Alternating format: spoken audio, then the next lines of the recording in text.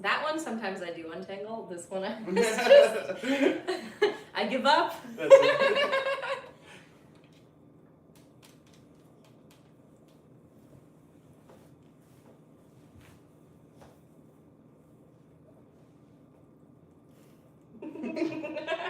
Ready? He's a very kissy boy.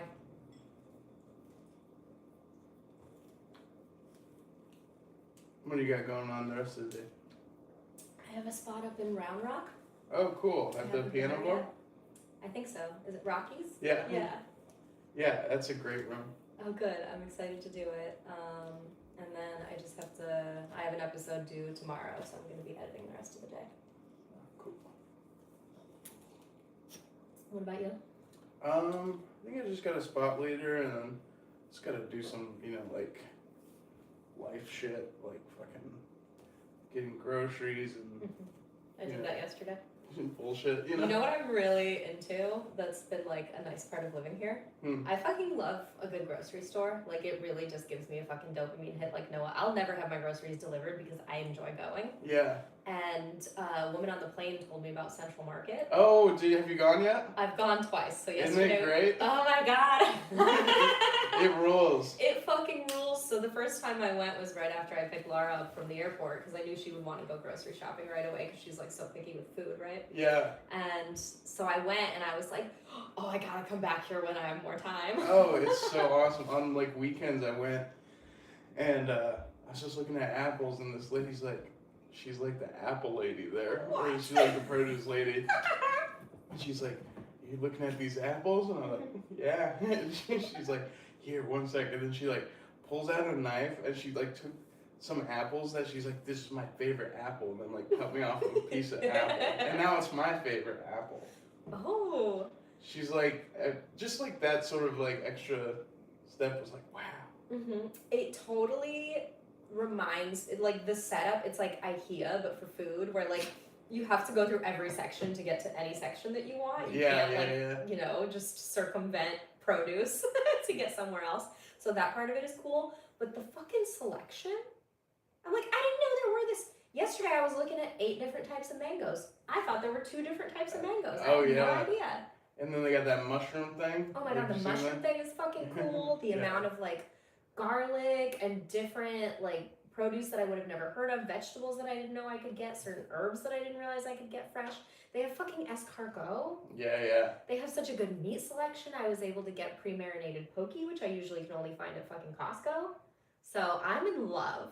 Yeah, it's so solid. It's so nice, but I think I liked the one that I went to with Laura more than the one I went to yesterday. Which one did you I went to the more north one the first time, which I thought was maybe better than the one I went to yesterday, which was more south. The one, right over there. Mm-hmm. Yeah. I don't think I've been to the north one, but I'm sure it's good. The north side's just nice in general. Yeah, it seemed bigger. Yeah. Will you do a little tippy tap on that microphone just to make sure it's... Okay, perfect. Any questions for me before we jump in? No. Okay. Any for me? No, I'll intro you and then we'll get to it. And he'll just do that the whole time. It's the Galina, Monty, and Dylan podcast today. That's right. Dylan, welcome to Podcastina. Hello, Galina. How are you? I just met your dog Monty. Yeah, and everyone loves him. Yes, he's very sweet. I haven't had it yet to where someone's come over to podcast and been like, "Ugh, a dog that's all over me." I know, it's one of the great pleasures in life is a nice dog. That's so true. I'm glad you feel that way. And there are people that don't like dogs. I don't get that. Me neither. How could you not like you? What are you looking forward to right now? I'm looking forward to... Oh, I'm going to Chicago next week, and I lived there for 5 years. And I just love that city so much. I love the food and the people and the public transportation. And I'm going with 2 of my buddies. And so amazing. We're just doing like a boys trip kind of thing. And I'm very stoked for that. I've been like really trying to push hard this last like month in terms of like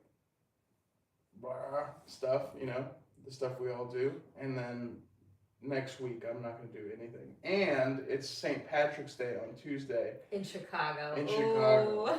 Yeah. And I've been on like I don't know if like, it's not something I set out to do, but a like sobriety kick. So I haven't been like drinking or smoking.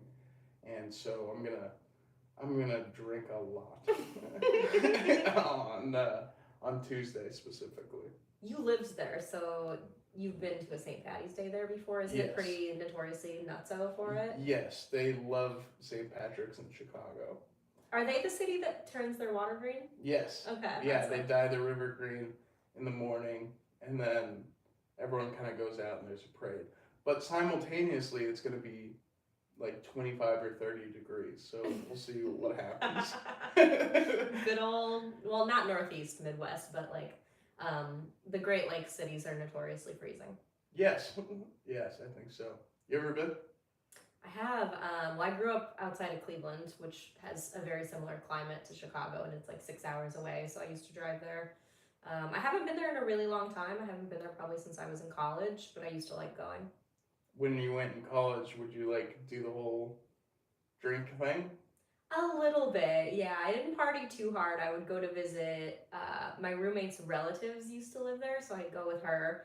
And so we'd drink just to the point that it was appropriate around people, you know.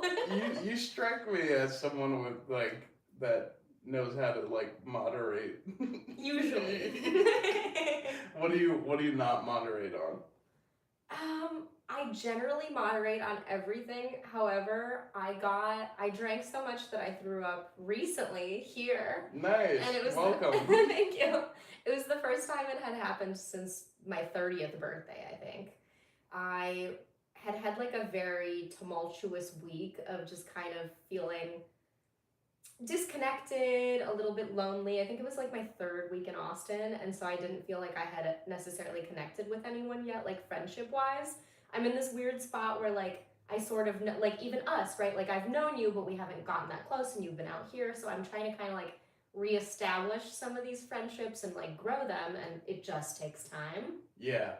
So I was feeling really lonely, and I was trying to make plans with Monterey. I like was waiting to hear back from her. I went out with someone that I thought I could be better friends with, but it was not a good night. Oh no.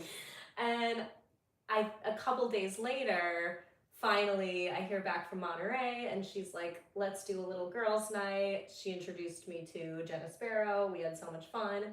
And the 3 of us were having such a good time, and people just kept handing me drinks. So I wasn't being conscious of what was going on. And then we get to Mitzi's, and someone hands me a shot. I don't do shots. I don't know what came over me, but I took this like double shot of whatever the fuck it was. And then I was barfing, like, pretty quickly thereafter. Yeah. Well, it sounds like a good night. I mean, I had a fun time, but it was a little embarrassing because I don't roll like that, and I don't like to get drunk. I normally drink to the point of starting to get drunk, and then I stop. It's like 2 drinks and I'm done, and sometimes I go months without drinking by accident because it's just not really something. I just don't reach for it, you know? Right. And so that was like, ooh, oh no. Jenna's meeting me for the first time. I'm sleeping on her fucking couch because I'm too fucked up to drive home. No, I think that's more what you need. You need a moderation on moderation. I love that. Yeah, every once in a while you need those nights. I agree. I'm not mad it happened, and I've since apologized to everybody that I ran into that night. I go, that's not me. Nah, we need to see more of it. I think you need to double down, Galina.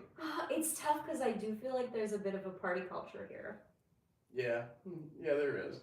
Especially like with comedians too. I feel like the way that we all run into each other every night here, and there's a couple hang spots, and so every night could just turn into a shit show if you wanted to. Yes, it can happen.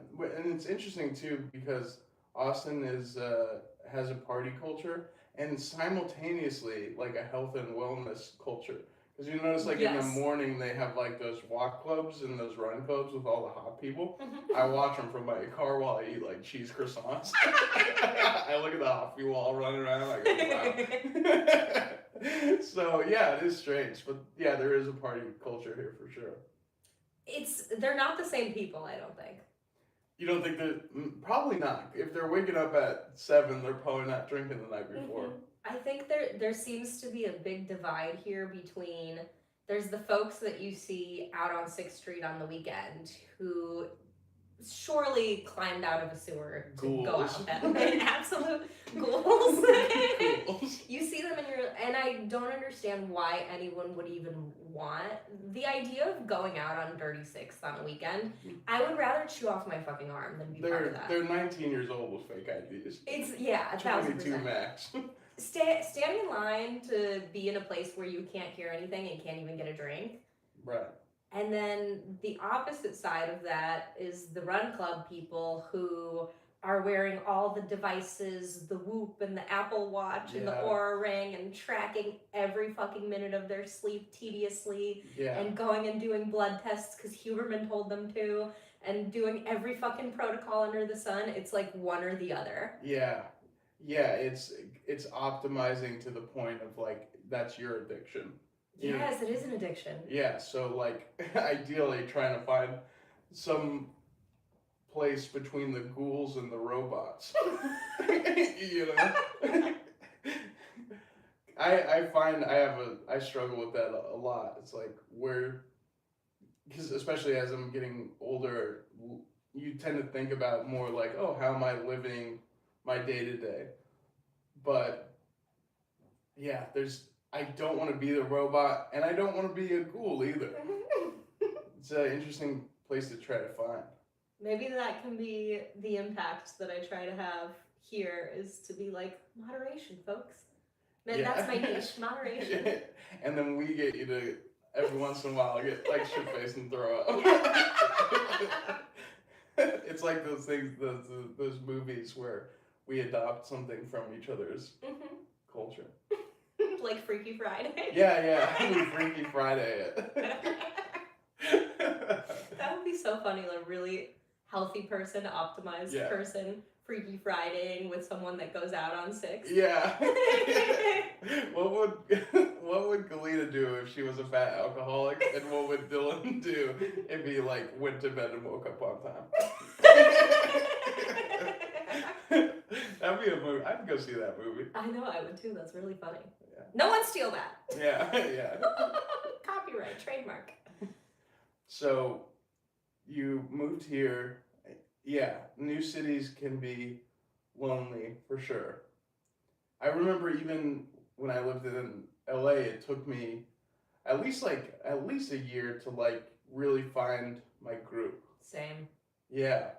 It's hard finding your group because it's kind of like, I don't know if you went to college, but like you meet everyone in college, you're in a new college, you were like, oh, we're all friends, like instantly, because everyone's scared of being alone.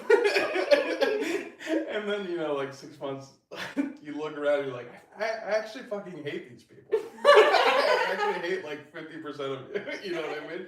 So there is that sort of like trial and error process, that you meet people out of like, oh, I don't want to be like alone.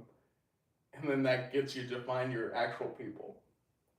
I don't know, have you felt anything like that? Yeah, it took me a while. Certainly when I moved to LA, I felt so lonely for about a year.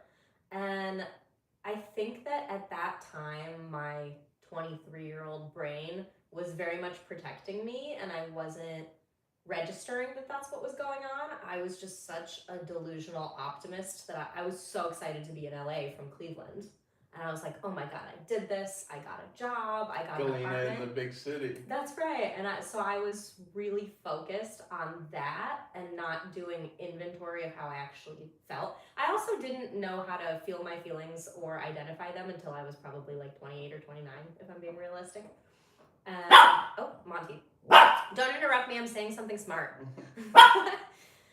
The first year, I didn't realize how isolating it was for me until I looked back at it several years later. And then I was like, oh, that first year was a fucking shit show. Not only did I not really have friends, I was in a corporate job that I really hated. I hadn't started doing stand-up yet, so I had no sense of community. And I also had peeping Toms. So I felt unsafe in my environment. You had peeping toms. Mm-hmm.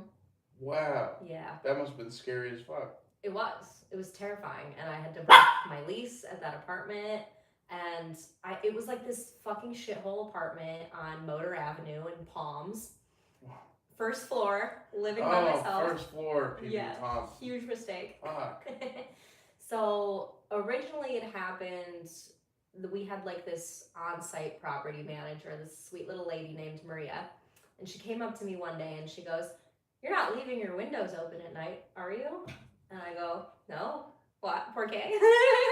And she goes, "Well, there's just been a guy that's been like looking into everybody's windows and he's probably just trying to rape or rob you, so just make sure you keep them closed." And she said it like that. Oh my gosh. And I was like, the fuck? You know, I got so scared right away. I bought a taser. I was emailing the actual rental company relentlessly, like, "You guys gonna do something? You gonna up security? You gonna put in cameras? You gonna put in lights? What are you gonna do?"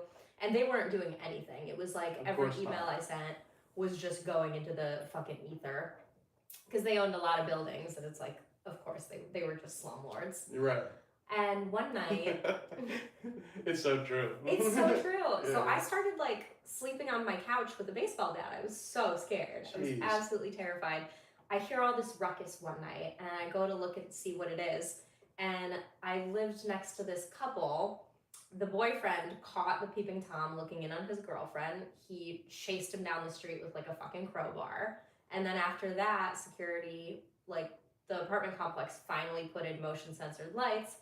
But the problem was they were so sensitive they would go off, like, at absolutely everything. So it was kind of useless. Right. But it was quiet for like a month or two. And then one night I'm laying in bed reading and I get a fucking knock on my bedroom window. And I'm like, what? And sometimes I think you learn if you're fight or flight in the moment, because I would have assumed I was flight. Turns out I'm fight. Good. Grabbed my baseball bat, ran around the side of the building, like ran out of my unit and ran towards whatever the fuck was knocking on my window. It was LAPD. They needed me to come out and make a statement because they had just arrested someone that was looking in. Wow. Yeah. Wow. And it was a different guy than the first guy that was reported, than the guy that my neighbor chased. So it was just like a hotspot for creeps. It was. Jesus. That's so scary. Also, hey, knock on the door. I know. They could have come in and there was no security at the building at all. It was one of those gates where you just reach over the gate to open the little latch. Yeah, yeah. I don't know why they didn't. Gosh, that's scary. And then it's scary too because when your sleep is fucked up with, then you get even more anxious. Mm-hmm. So it's like this self-perpetuating fear thing. Yeah. That sounds like a terrible living situation. It was the worst, and they were giving me shit about getting out of my lease, so I just moved out of there, and they tried to send me to collections, and nothing ever really came of it. Yeah. I swear these apartment people, whoever owns these apartments, like you said, are slumlords. Mm-hmm. And someone needs to, like, do something about it. I didn't have AC for, like, 3 or 4 months last summer. Oh, no. And they were trying, and I had to, like, get the city involved. I had to get, like, all these entities involved for a guy to fix my AC. It's like, hey, like, what are you people... they should take those people, like, out into the street and execute them publicly. I agree. Yeah. I've had so many bad landlord experiences. Or I shouldn't say that. I had 2 really bad landlord experiences in LA. That was one of them. The second one was I lived in this building in West Hollywood for 8 years. The landlord... Oh, Monty, that's very loud. The landlord there, turns out he was getting investigated by the FBI for, like, Section 8 fraud, among a litany of other issues. Wow. And he and I ended up getting in a huge fight, and I ended up... recruiting I was talking to a lawyer that was like a tenant lawyer for the city of West Hollywood, and she's like, "Oh, I know all about George. I've been fighting George for 20 years. I go, Jesus. Wow. How is he still allowed to, like, run all these buildings? That's crazy. What happened here?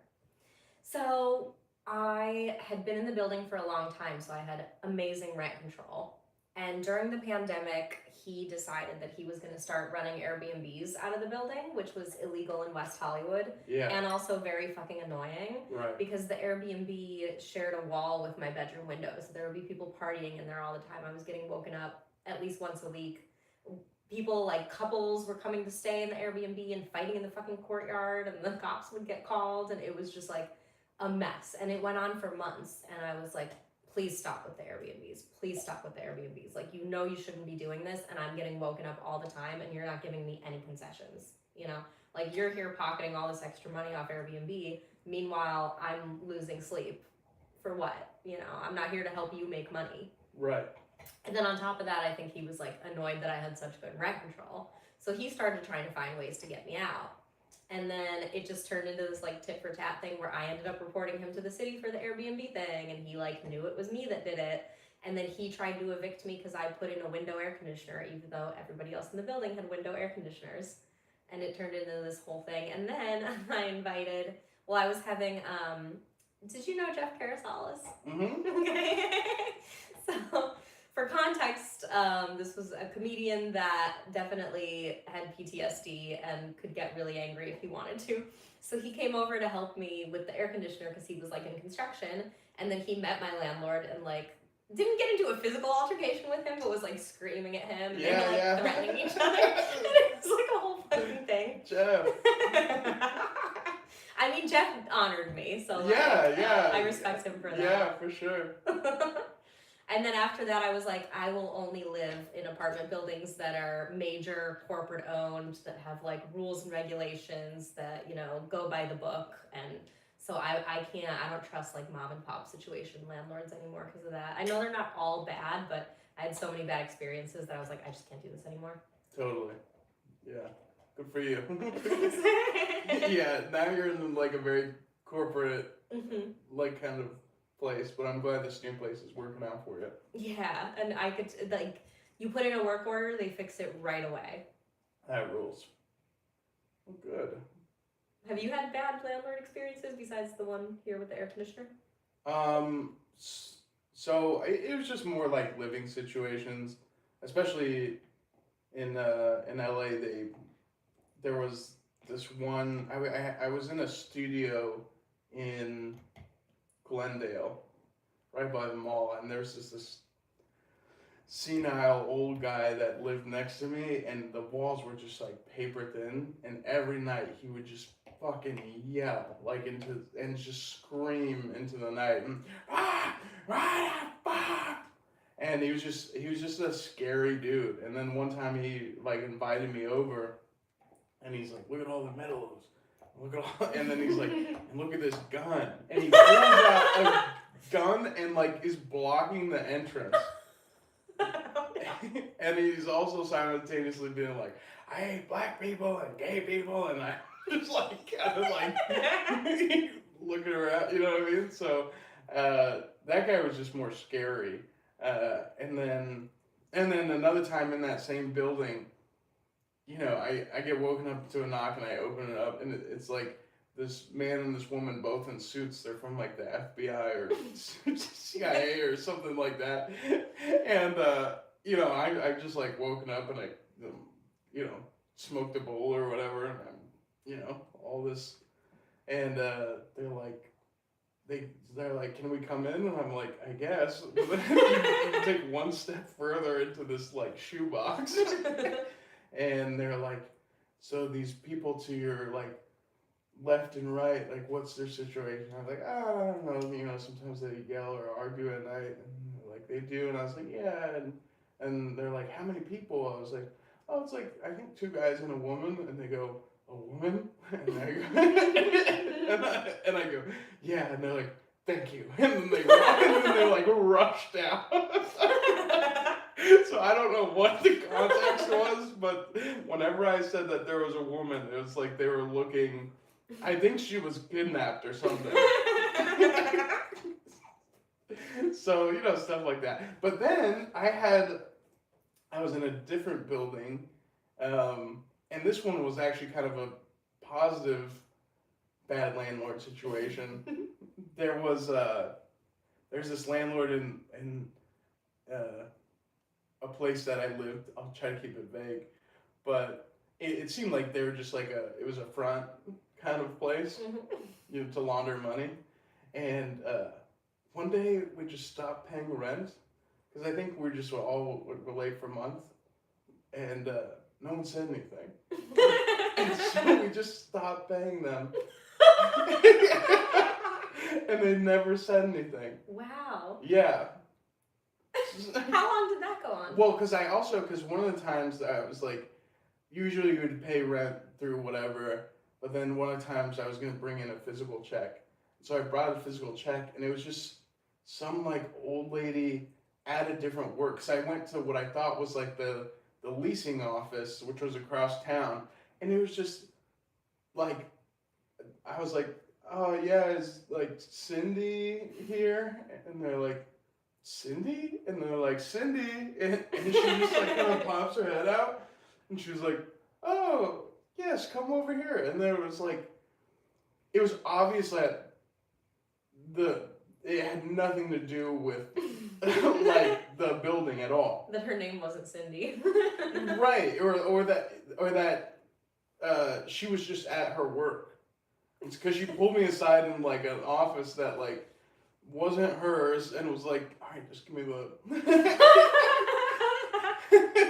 And so when we stopped paying, so I got like 6 months free rent. Incredible. Yeah. So that was a positive bad landlord situation. Yeah, I've had both. It's so unfair, going back to the other one. If the police are going to get you involved in something, they shouldn't be allowed to just like leave on a cliffhanger like that. You should be able to get updates and answers for what's going on. Yeah, tell me the gossip. Who was that woman? Yeah. Why did You're like a lady. Yeah, I know. They literally, the lady looked over. Whenever I said woman, the lady looked over to the guy and she went, "What's the story?" I know. I really wish I could figure it out. Maybe there's a way I could find it out. I used to look up the Peeping Toms, because they had sent me a letter from the court that the guy had gotten arrested and what his name was. But it was like a very generic, it was like Michael Scott or something, so it was like impossible to find anything out about what happened. But I'm sure in LA fashion, he's loose on the streets. Yeah. Yeah, probably. Damn, it would be so nice to be a criminal in LA. We can always go back. We can go back. Yeah. Yeah, that's true. Are you woo-woo at all? What's woo-woo? Like, are you spiritual? Sometimes. Yeah. Yeah, but I don't like actively seek it. Okay. I guess I felt like things where I felt like, oh, this is spiritual. I don't know if it's in sense. I believe there's probably something bigger than us, or that we're like very, very small. Mm-hmm. But I don't know what or how or any of that shit. Yeah. Well, no, nobody does. Yeah, yeah. Some people like to assume. I meditate sometimes, and there's been moments where I feel things like higher than myself, or like just maybe new to me. Maybe it's just like how people feel all the time. But yeah, I guess I'm spiritual in that sense. Or spiritual in the way of, wow, look at this sunset. Isn't that amazing? That's the best way to be. Yeah. Yeah. How about you? I'm pretty woo-woo. I'm woo-woo? not, I will dabble. I feel like when I hear about astrology and I like it, I'm like, yeah, totally. But I really don't believe in it. But I'm very into manifesting. Right. What? So how do you do that? What do you do? Well, you're supposed to assume the feeling of the manifestation already completed. Oh, so if I was like, I want to be number one, I want to be the number one hot dog eating champion, I would imagine myself super full with like a gold medal on. Yeah. Nice. What a great example. Yeah, you would just have to be like, I am the hot dog eating champ. Yeah. You have to become the identity of the thing that you're trying to call in. So how often are you supposed to like reinforce that belief? Daily. Daily. All day, every day. Oh, okay. And then I find it really interesting because people see manifesting as woo woo, but I'm sure there's a lot of science to back that up. If you're thinking, you know, I am confident, I am this, I am that, I'm sure your brain subconsciously is working on that, if those are your thoughts. That's why I love it so much. I mean, I do call it woo woo because I think that most people hear it, and a lot of times it is associated with people that are pretty like far off the deep end with it. But I appreciate it for the neuroscience that does back it up, because we do have cognitive bias. You know, if you wake up and you go, oh, today's a shitty day, you go and you look for evidence of that, it confirms it, as opposed to, oh, I'm about to have a great day, and then you look for things to affirm that you're going to have a great day. There is that like cognitive dissonance that goes along with whatever it is that you've decided to believe. And so it does seep in, and it does, you know, your thoughts become your beliefs, become your identity, become the way that you move through the world. So for that, it all does work. Yeah, I totally buy it. I was just watching something yesterday, and I think it's from that guy, Effective Habits or something like that. But he was talking about Atomic Habits, James Clear. Could be. Yeah, I'm a big James Clear nerd. Yeah, he talks about that. He looks at it in like the rings of self, and like first you've got your identity, and then out here you've got like your system.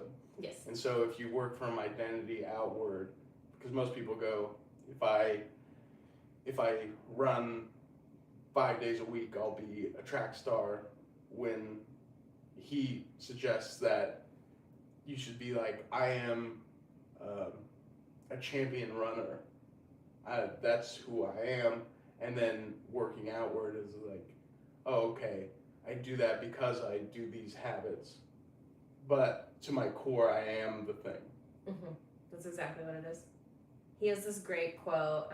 It's so funny that you brought this up because I'm listening to Brene Brown right now on Dan Harris. And she's the one that introduced me to him, like probably in 2020 or 2021. And she always quotes him, and I'm going to quote her quoting him, very meta. Yeah. But it's, you don't rise to the level of your ambitions, you fall to the level of your systems. And so it is about like habits and long-term consistency and being like, okay, runners run, so I'm going to go run. And now I've proven to myself that this is who I am because I said I'm a runner. And it's the same logic that Alan Carr uses for Easy Way to Quit Smoking. And I had like read that book a bunch back when I used to smoke, and it helps me smoke, and part of it helped me not smoke. The thing is, you go, well, I'm not a smoker, so why would I smoke? Yeah, he brings up an example. It's so funny. So he goes like, two people get offered a drink. One goes, oh, I'm not a drinker, and one goes, oh, I'm trying to quit, or like, I'm not drinking right now, that sort of thing. And the person who's like, the identity, it's so easy to say no to those things because it's not who you are. It's interesting that you bring this up because I was literally just watching his master class last night before I was going to bed. I'm trying to figure out these systems, right? Because that's what he says, is like the systems in which you also like finding dopamine, like getting dopamine from the right places. Yeah. Right now, my dopamine is cheeseburgers and gambling money, and it can't be. So, that's tough because those are such dopaminergic activities. Yes. So it's like, wait, fuck. And then, gosh, I'll have to send you the video, but there's this lady and she's talking about just like dopamine pathways and stuff. It's super interesting, and they basically say your life will suck for at least like a month. Yeah, 21 days to break a habit, but the thing that he talks about that is really helpful is the habit stacking, which is really just dopamine stacking, which is pair something you don't want to do but you're trying to teach yourself to do with something you like. So if you're trying to, this is probably terrible advice, but I'm just trying to connect to the dots here. go for a run, which sucks, but you're trying to become a runner, reward yourself with a half a cheeseburger, because then you'll associate the reward with the terrible thing, and then slowly you'll work that groove into your brain of, oh, I get a dopamine hit at the end of this activity. And so you stack things you like with things that you don't like, and that's what kind of makes it more plausible. Like, at the end of the day, you have to work with your brain chemistry and not against it. And a lot of people try to work against it and try to just like fucking white knuckle through things, and like talk about a terrible way to try to improve your life. Like, who can actually long-term white knuckle through anything? Right. So for instance, I'm addicted to nicotine pouches, but I want to be someone that walks every day. So if I would go, I get a nicotine pouch after I don't have a nicotine pouch until after I've walked. Yeah, exactly. I'm so addicted to nicotine pouches that, and if I stuck to that, then I would reward myself with a nicotine pouch at the end of my walk. And that's how you stack dopamine? Interesting. Yeah. But that's assuming you don't want to go on the walk. I don't. Okay. Fair enough. I really don't. I have to go on walks. I mean, we were talking about this before we started recording, but I feel like the same way that a dog gets the zoomies, if I don't move, I get the zoomies. My anxiety needs somewhere to go, and for me, that's a physical outlet. And if I don't get it out, it will just like start coming out as chaos and anxious thoughts and rumination. Like, I need to just exhaust myself out of the terrible things in my head. You do seem like a very high energy person. I am, yeah, but I keep it. It's interesting. I feel like I'm a duck. Like, on the surface, I think I'm pretty calm seeming and pretty sane seeming.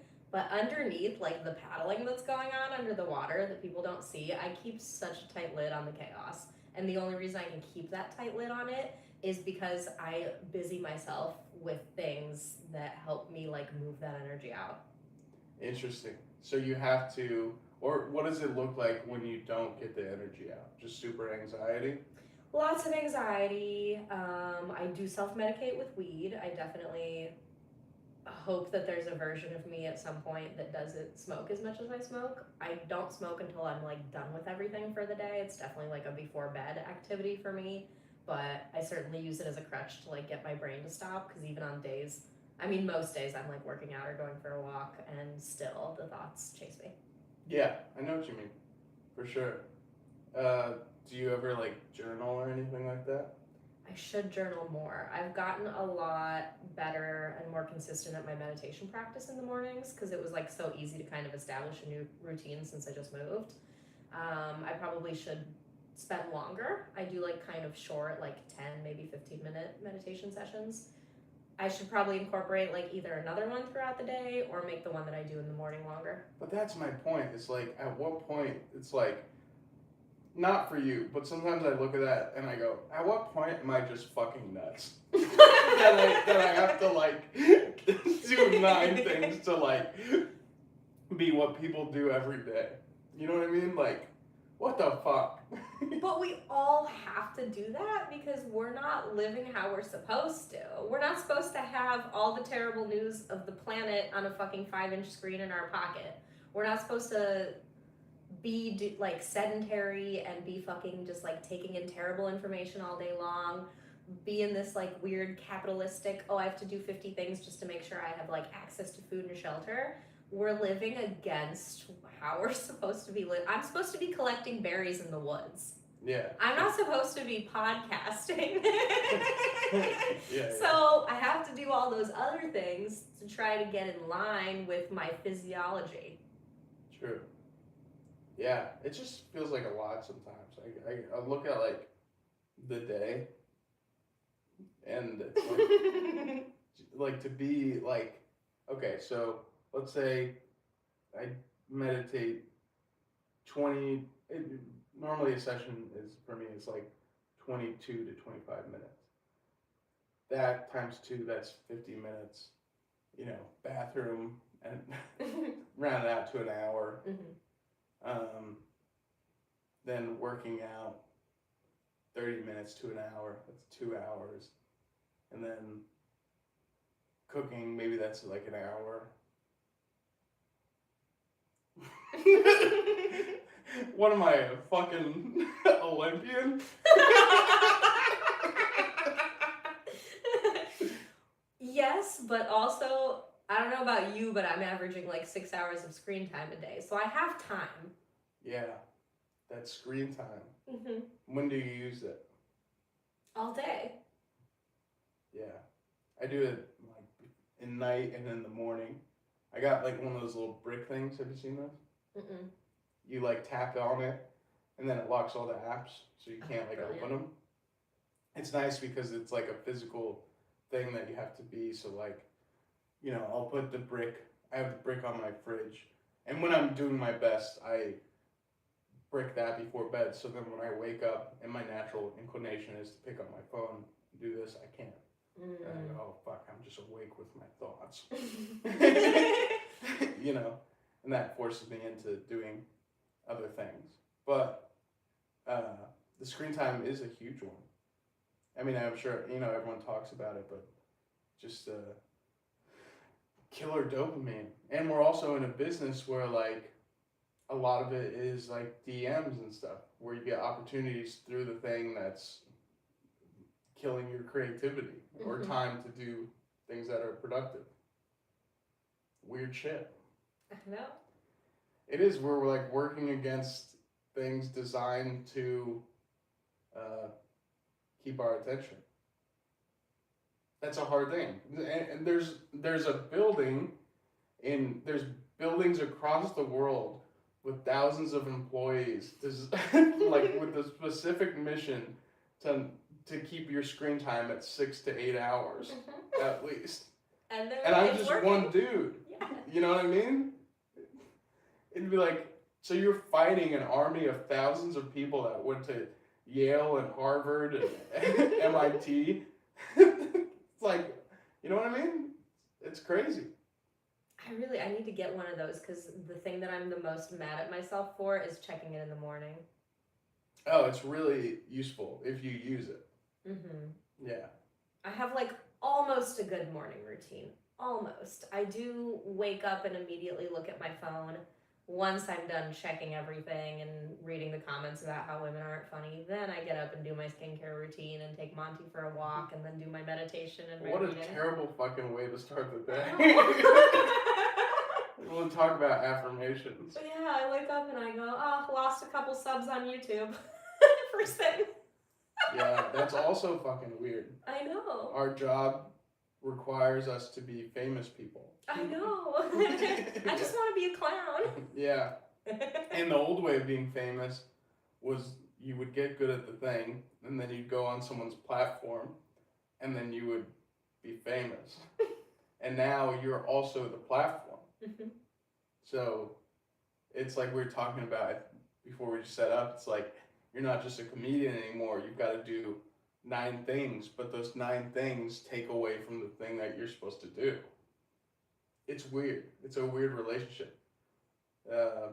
Picking and choosing who you'll be and who you have to be in order to be what you want to be. Yeah, and you have to just agree to sell off parts of your soul or you don't get to have the thing. Right. And that's with any creative endeavor. And I keep talking about this too, that these days, like the way things have shifted, it's not just entertainers. You can't have a bakery without having a social media presence. It doesn't matter what field you're in.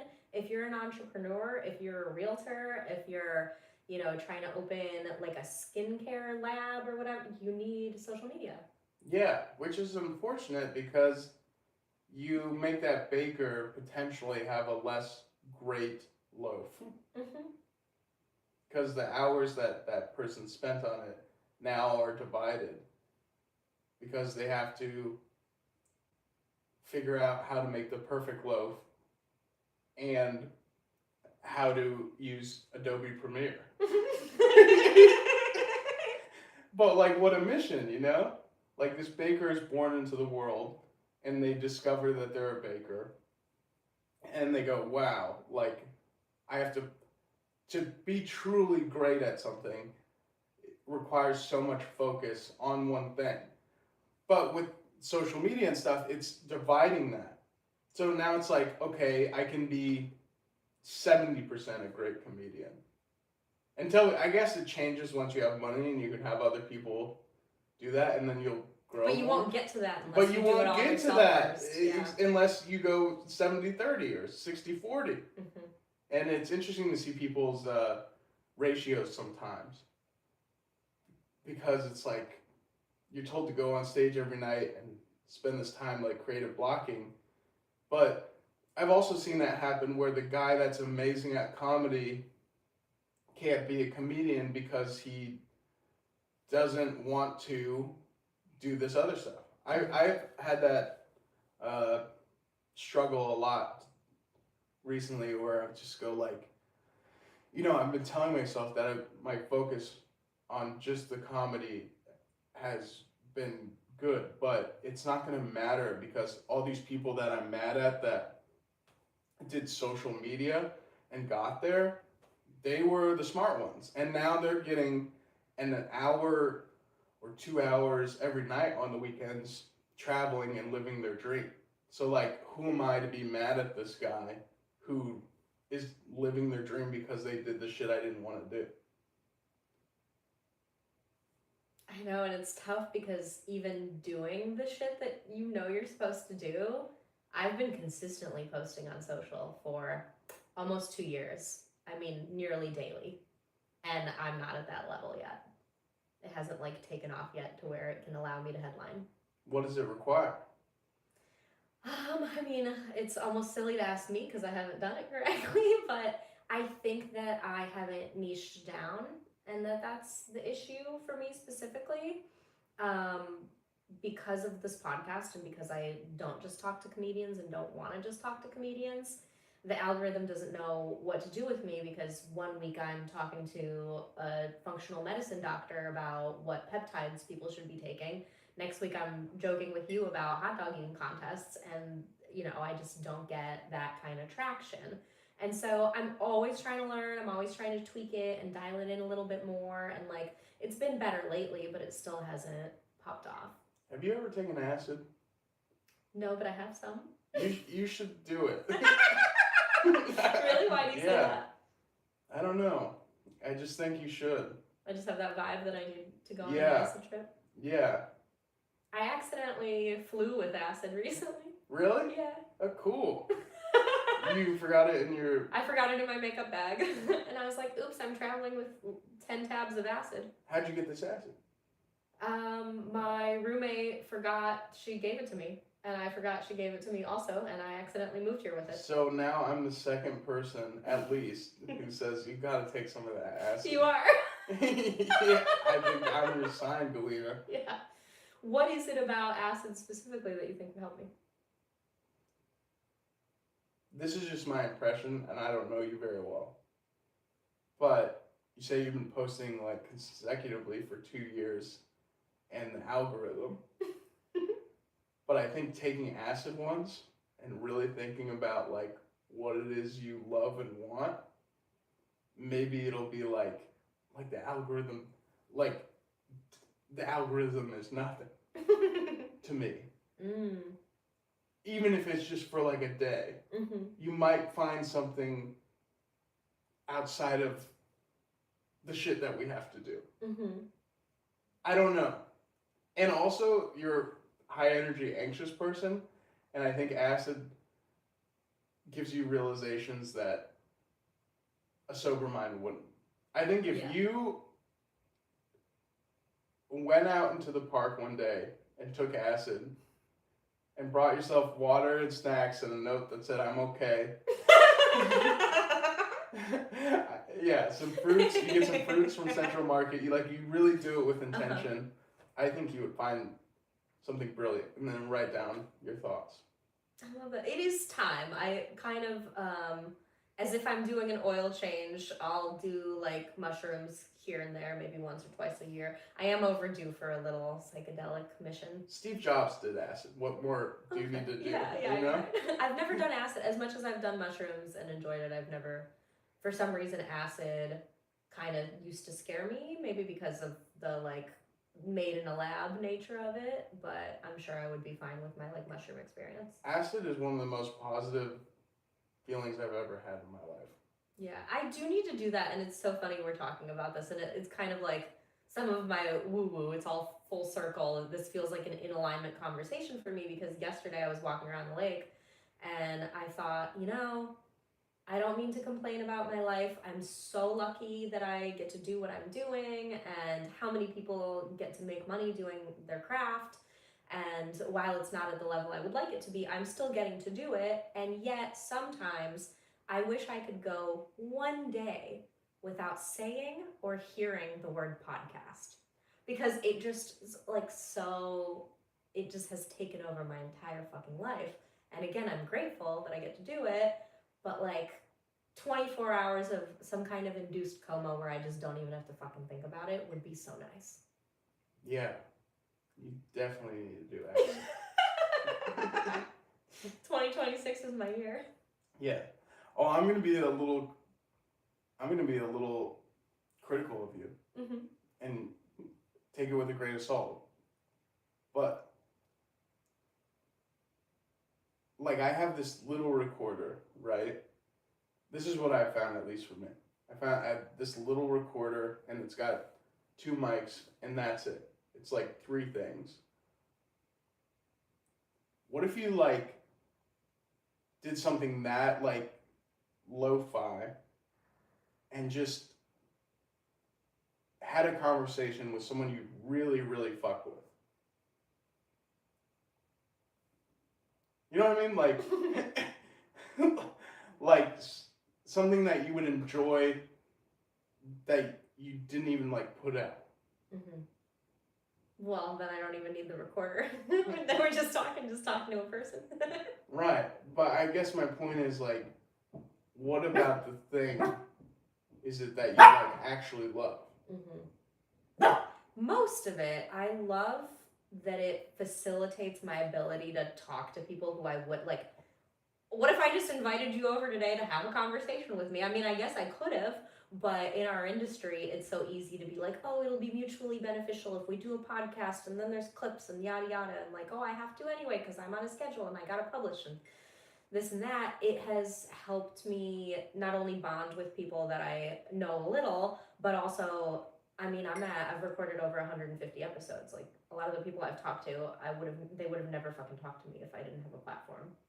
Interesting. So you're about like connecting with people. Yeah, that's the main thing, because 80% of this stuff, I don't mind doing it, but I didn't get into podcasting to fucking become an expert at Premiere Pro. I got into it for the talks, and I love the talks so much that I tolerate doing the other stuff. Like, I've had a sex trafficking detective on this show. I've had a Holocaust survivor on this show. I've had multiple doctors and therapists and OBGYNs, people that would never talk to me unless I was like paying them to. But I get to talk to them because of the show. Yeah, you're getting like so many different life experiences that you wouldn't have normally got if you had just said, hey, let's get coffee. Yeah, and I get to learn so much, and it's just not, I don't think I would have had the kind of infrastructure in place in my life without this show to be able to do that. And so that's the number one thing for me, is I get to build these connections, I get to learn so much, and how lucky am I that I get to like share what I'm learning because it's all filmed. Yes, and go back on it. You got like an archive of you learning and growing as a person. Right. That's super cool. That's the thing. That is the thing. Yeah. And then the worrying about the metrics part, which is the unfortunate baggage. Yeah. Right, okay. Yeah, the fucking metrics. Damn. And I wouldn't worry about the metrics if we didn't live in this capitalistic society where I have fucking bills to pay and I'm trying to like save money for this, that, and the other, you know? Yeah. Yeah. That's the only reason the metrics fucking matter, is because I'm trying to make money. That's the fucking tragedy of it, isn't it? Yeah. Jesus. Otherwise, I wouldn't fucking care if no one listens to this show. Right. I really wouldn't. I would keep doing it because I like doing it. Yeah. Damn. So how do you worry less about the metrics? As the longer I keep doing it, there was a place where I kind of fell off of worrying. Like, I would post And I would be like, it's gonna do how it's due. Like, and then I'm not thinking about it as much because I'm kind of just numb from the volume part of it, where I'm like, it's just gonna do whatever the fuck it's gonna do. It's probably not gonna go viral, but I'm putting it out there because I quote unquote have to. And then just thinking about like, do I actually want to talk to this person? Let me not try to book people just off the merit of me thinking that it's gonna like help the show somehow. Let me just actually connect with people that I'm trying to connect to and talk about subjects that I'm trying to talk to or talk about, and then just sitting in that as much as I possibly can. Who's the dream guest? Vin Diesel. Vin Diesel. Yeah. Why? Because I'm a fucking massive Fast and Furious fan. Oh my god, yeah. I would never have expected that. I know, a lot of people don't. It's I'm a car girly. Wow. And I've just been watching those movies, you know, I mean, the first one came out in 2001. Also, Paul Walker was like my dream. I mean, my absolute, that was like to a T my type. I was so in love with him. I think the movies are fucking ridiculous. They're supposed to be. I feel like it's a joke that everybody is in on, or they're like, that's insane. They're driving from building to building in Dubai. And I go, yeah, that's the point. Oh, they went to space? That's the point. It's supposed to be ridiculous. It's supposed to be like a joke in and of itself. And so I'm also like very bonded with my brother over them too. Like we always go together opening day. I've seen them a billion times. I feel like Vin Diesel would just be a phenomenal podcast guest because when does he ever do podcasts? So there's like that part of it too where I feel like it would be so special because he's not like there's actors that are like podcast whores. Like you look at someone, I don't want to say any names, but there's some actors that just like can't go on enough podcasts. And I'm like, okay, that's kind of boring even if they're good at it. But to me, I'm like, Vin Diesel, not only is it personally, it would be like a pinnacle for me, but also he just doesn't really do that many podcasts, so it would be like so fun to put that into the world. Yeah. I would absolutely watch that episode. Thanks. Yeah. It'll happen. But outside of him, my other dream guests are like Brene Brown or like people I've just learned a lot from. They're different authors. A lot of them probably aren't like super well known, but they're people that I'm like, I want to talk to you because your book moved me. You read a lot. I do. Yeah. Do you prefer the physical book or do you do like Kindle? I do Kindle mostly, yeah, just because it's easier and you can get Kindle books from the library, so I haven't paid for a book in like years. Oh, that's great. Mm-hmm. Okay. What about you? I have a weird relationship with books. Sometimes I'll read, sometimes I won't. I like audio. I go through phases of like fiction and nonfiction. I've been trying to get more on a fiction kick lately, but sometimes I'll read like a book till it's just getting good and then I'll stop. I'm more of a movie guy. Okay. But I do love learning about things, but when it comes to implementing them, I think I'm more emotional than practical. So, like, if you ask me to, like, I guess this would be most people, but I would prefer to watch, like, a really good movie over read for 2.5 hours. Yeah, I get that. I don't read for long stints. How do you break it up? So I read every morning with my coffee, so it's usually like 15-20 minutes of reading in the mornings. And then the only other time I really read is if I'm like laying at the pool or on vacation or on a flight. I don't really spend my evenings like lounging and reading. I kind of wish I did, but I just don't yearn for it like that. Like evening is screen time for me. I'm like usually just vegging out in front of the TV. Is it usually nonfiction? So here's my split. Here's what keeps me enjoying reading. I used to read a lot of my self-help books, and now I keep my actual reading to fun stuff, like novels, autobiographies sometimes, anything that I can actually escape in. And then I keep my like self-help stuff to audio now. So I'll take out an audiobook, like James Clear we were talking about. I did read that physical book, but this was before I made the switch. Now if I'm gonna pick up like a self-improvement book, audio only, because I don't want to feel like I'm reading a textbook. I want to like escape in a novel. Very cool. What's been your favorite novel as of recently? I just finished Amy Silverberg. I don't mean to like blow smoke up her ass because she's my friend, but I really, really loved her book. I just finished it yesterday. What's the book? It's called First Time Long Time, and it's just a novel, and it's so, I'm sure I loved it so much like because I know her.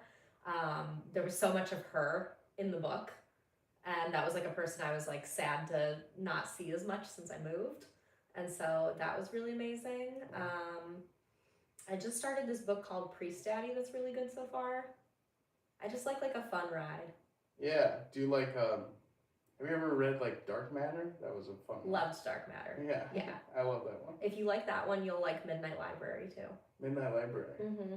They're both kind of about multiverses, and that kind of thing lines up with what I believe as far as like you can make a choice and then all of a sudden be in a different life.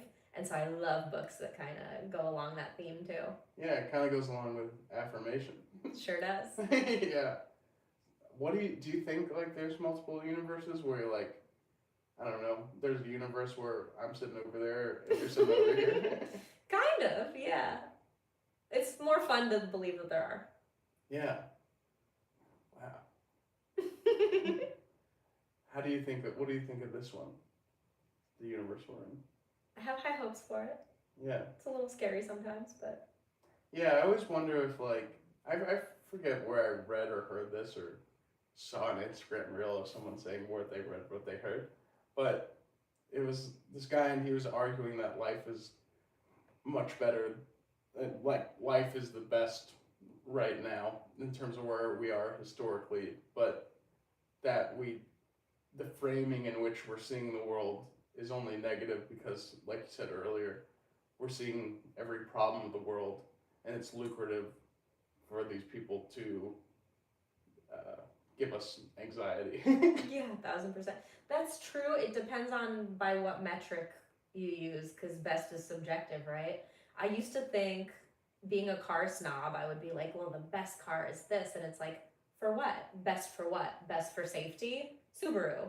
Best for, fun, affordable engineering and speed? BMW. Best for like most beautiful? Ferrari. So like what do you mean when you say best? So I think it's the same with the world, where it's like technologically best. It's hard to say piece-wise. I mean, there's a bunch of wars going on, but are there less wars going on than there were like 100 years ago? Probably. Yeah. It's an interesting way to look at it. Like how much of like us looking at our phones also is like how much best to whom, but why now? What about like living today is actually I just lost my thought completely. I don't think I had anything to say. You sounded so poignant when you said it. Yeah. I think I just wanted to be poignant, but I'm not a very poignant guy. I just start sentences sometimes. No, I felt the intention of it. Maybe you were trying to say, maybe of like depends who it's best for. It's like, in some ways it's bad because we're just comparing it to what we know. Like, in the way, I have 2 stepbrothers now, and I will just call them my brothers, but like, I grew up an only child, and people always used to be like, oh, what's it like, aren't you lonely? And I'm like, I have nothing to compare it to. I can't switch into having siblings and tell you what that experience is like because I just don't know it. And so for us today, it's like we can complain because maybe my experience today is worse than my experience 5 years ago, but I have no reference point for what it would have been like if I was me existing in the 60s and I couldn't even have a credit card. Interesting stuff. Well, do you think you can, because people like, when people talk about empathy, they talk about like putting yourself in someone else's shoes, basically. But how can you even do that if you don't even know? Right. You can't, so fuck empathy. Well, yeah, but then how do you approach things like racism, homophobia, xenophobia, XYZ? I think we cultivate it by giving people that have experienced it the floor to talk about their experiences and validating them and listening to them. I think you're right, but how do you weed out the annoying ones that ruin it for everybody? I know. Well, they make themselves so obvious, right? Yeah, but unfortunately, those are the people that are pointed to when they say that group is bad, because of the annoying person. Yeah, and that's where it's just, I guess, a matter of discernment. Yeah. It's tricky, because how do you, like, you can't teach a world to discern from that. No, and some people are just fucking stupid, and there's nothing that can be done about that. We have to move slower because some people's pace is really slow, and we need... It's like, most of us probably don't need a warning label on the bleach to not drink the bleach, but some people do, so you have to have a warning label. Yeah. I might already be on acid. I'm telling you, Galina, I think you would love it. I believe you. I would love to know, okay, because you're a poker player? No. No? But sometimes I enjoy poker. Okay. As someone who's never played, sell me on it. Or, like, what's the appeal of... How did gambling turn into this, like, big industry? Because I feel like it's the hottest it's ever been. It seems to really permeate, especially with, like, younger men. It seems to be, like, a really big thing. What is the appeal of it? The appeal of gambling is... Well, one, there's, like, the literal dopamine of winning money. But it's also, like, I think for men, specifically, no, maybe not men. This could be everybody. But I think men gravitate more towards having, like, a movie moment. Interesting. Say more. Or you go, that guy thinks that he's better than me, I'm better than him. When in reality, it's just cards, you know? But having that moment, there's this guy who's talking about addiction and gambling, and the most addictive gamblers are the people, or the feeling that you get, the rush, the thing that you're actually chasing, it's not winning. It's the moment that it's uncertain if you will win or lose. Oh, because that adrenaline must be like, yes. It's got to be the adrenaline, huh? Yes. So it's the adrenaline of going, I could lose it all or I could win it, and then double that. You know, because there's two types of poker players. There's professionals that study, and they study GTO, game theory optimal. So they're literally like mathematicians, and they can. But then there's also people who they call fish and whales. And if you got a fish or a whale at your table, that's who everyone targets, because they will call anything. They're gambling, right? They're not looking at it as a job. They just want a feeling, you know? And so the fish and whales are people, it's basically like people to get money out of, because they'll play suboptimally. And what was your original question? Just, I'm always curious the appeal of it, because it's not been something I've ever gravitated towards. I also am, if there's an opposite of adrenaline junkie, it's me. I'm like, I need my system to be regulated. I fucking hate cortisol. I hate, like, any kind of chemicals that make me feel, like, really riled up. I think it's the adrenaline rush, for sure. And then also it's one of those tricky things, because it can solve problems. Yeah, there's that appeal of like, oh, well, I could win this and this. Yeah, and that I would think would draw me in, and yet it hasn't. Oh yeah, I'm so afraid of losing. That's very good. I was talking to this guy. He's a comedian and he's also a teacher, and he's like convinced it's a literal epidemic. Like the kids in his high school, these boys are getting into mountains of gambling debt, and they're not even 18. I've heard of that, yeah, because sports betting is so accessible now. Yeah, and now with things like with other apps that I hope will sponsor one day. No, it's that you can bet on anything. You can bet if like if it's gonna rain tomorrow, and if it says it's not, then your odds will be lower, but you'll get a higher payout if it does. And it's on your phone, so accessible, and it's really dangerous. He's saying that these kids are all getting into gambling on their phones, but also they want to be famous people. Is there ever going to be a point where there's so many people trying to be influencers that there's no one left to influence? I wonder about that all the time. You know? Yeah. Oh my god, wait, let me make sure that camera's still. It made a weird sound. It did make a weird sound.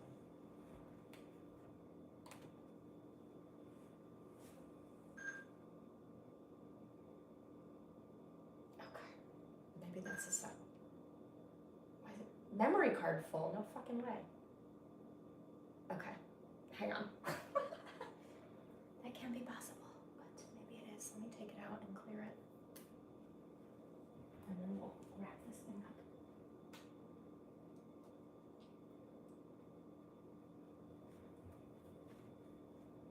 That has never happened before. Mercury retrograde! Oh my gosh.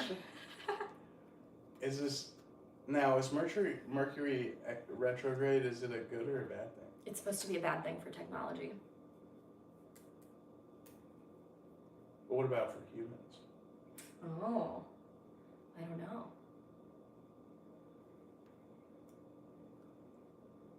It's like Mercury retrograde is like planet alignment. Mm-hmm. It doesn't make any sense to me. I'm not sure I buy into it at all. Where is this thing?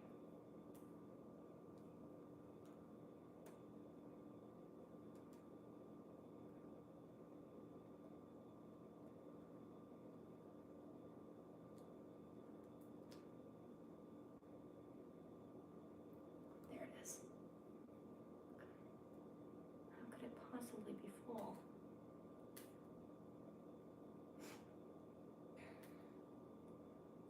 Okay, this we're gonna delete it.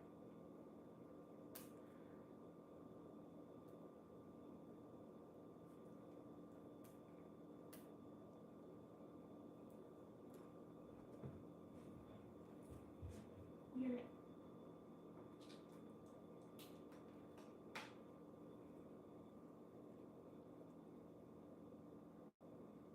No, don't tell me that. Come. What's it say? It says memory card full. It's not even supposed to. It's so not full.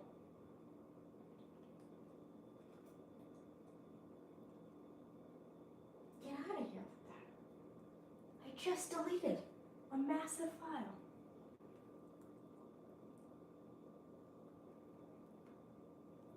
Oh my goodness.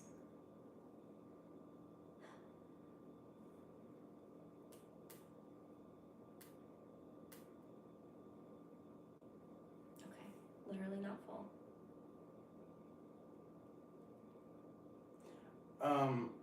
Have you tried emptying the trash? Oh, it's empty. But even that. But how could you delete the? Okay. Mm-hmm. Let's see, maybe it'll work. Sometimes I have that same. This works for the sound earlier. Yeah. What if you tried deleting it? Like, cause sometimes the file, like ghosts, will still live on. If you tried deleting that file through the camera itself. Oh. Because sometimes it'll say like unable to show image, but it might still hold that memory.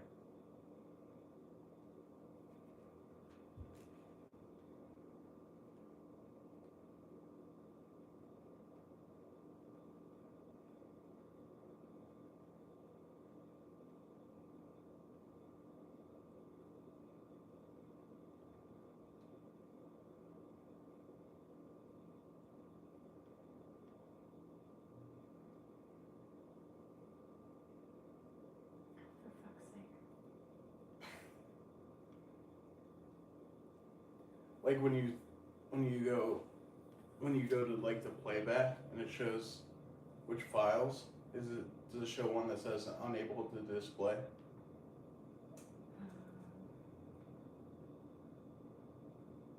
Trying to find where that even.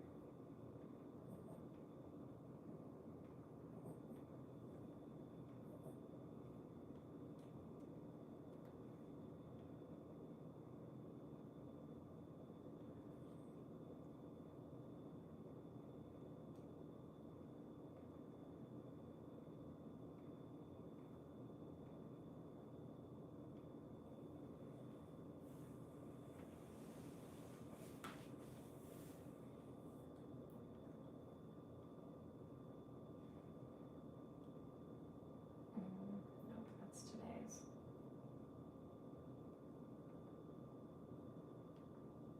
So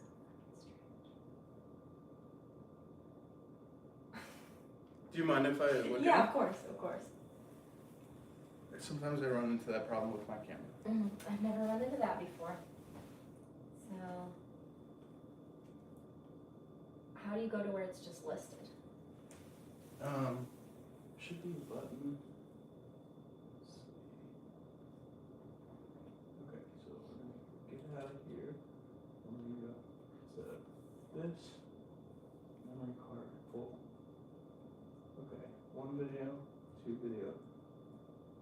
Only the 2. 1 and 4 seconds.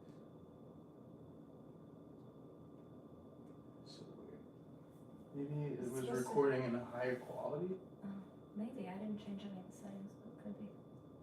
But no, because when I looked at it on the computer right now, it said it was like 100 gigs. It's supposed to hold 250. How long would it take to upload this to your computer? Like an hour and a half. Really? So like, well, let me try. I usually run it through a compressing software, which takes forever. So how many gigs is this like? Right now it's like 50. You might just be able to download the file over and then compress it later. Yeah, let me see. Let me make sure there's enough room on the computer.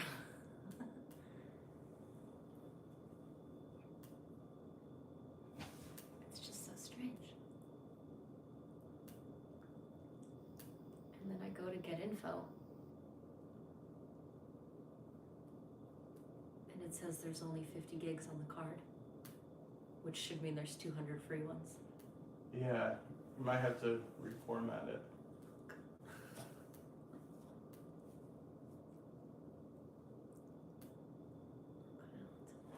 This little one. Do you have a heart out? No.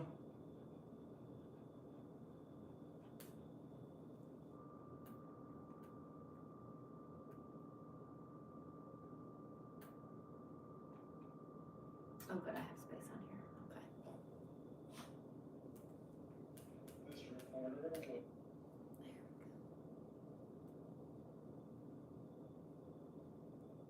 Oh, I need my real mouse.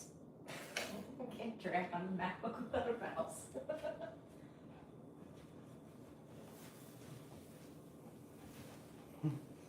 Yeah, I'll just Let's see what they throw say. it over and format it.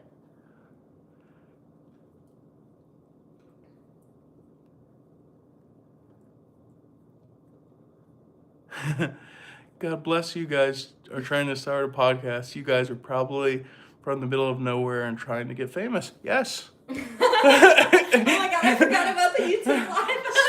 Spot on.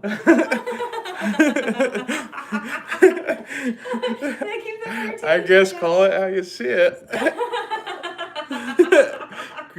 Good times TV. That is a good time. Oh, that's so Shitting funny. on people on the internet. How's it going live? We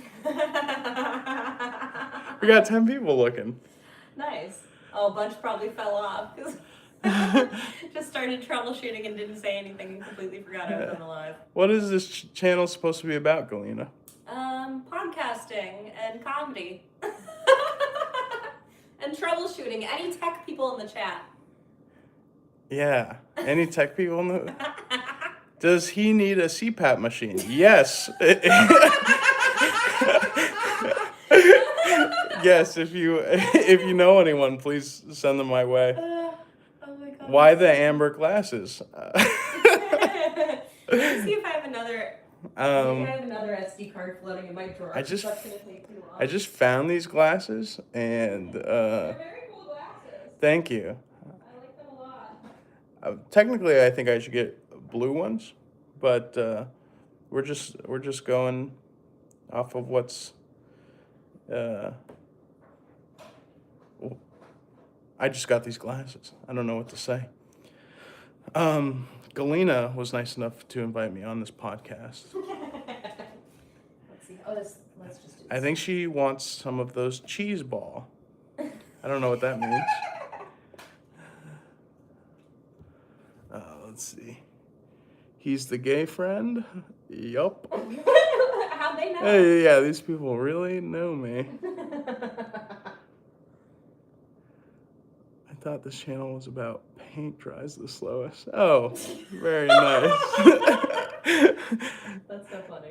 Damn, these people are fucking mean. Okay, well, I put a new SD card in, so. Unc, what are we doing? We just got a new SD card, so. We got a new SD card, guys. We're gonna wrap up the show. Thanks for sticking with us. Yeah. Should I end it or keep it going for this last one? Keep it going. Yeah, fuck it. Why not? They have a couple more minutes to be rude.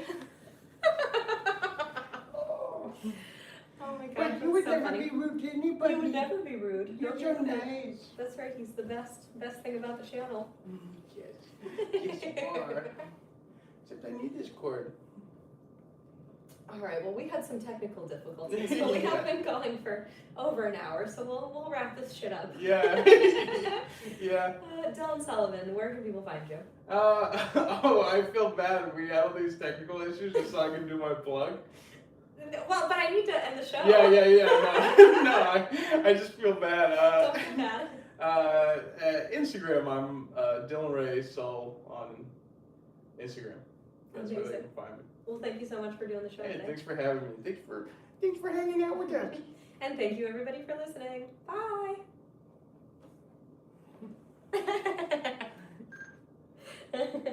What do they say now? Let's see. Okay. They are playing pretend. They have mics. Sounds like they don't have mics. We have mics.